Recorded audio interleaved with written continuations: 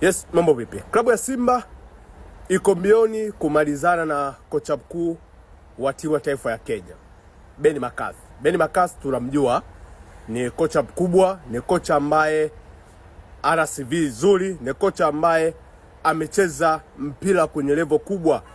Kacheza mpaka kwenye klabu ya Manchester United, kawa kocha msaidizi kwenye klabu ya Manchester United. Unaweza ukaona status yake ipo vipi. Sasa Ben McCarthy anatarajia kujiunga na klabu ya Simba. Mpaka sasa kuna asilimia isiyopungua 80.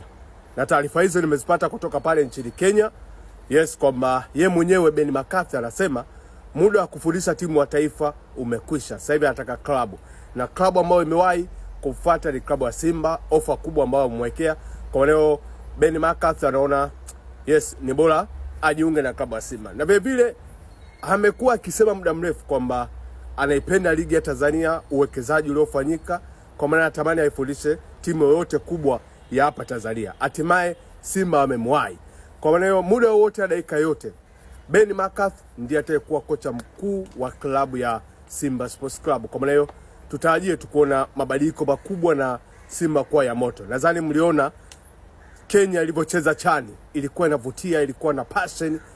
Sasa passion ile anataka ihamishie kwenye klabu ya Simba.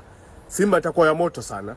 Kwa maana Ben McCarthy tumsubirie tuone atafanya nini kwenye klabu ya Simba. Lakini mpaka sasa naokuambia asilimia 80 kujiunga na klabu ya Simba.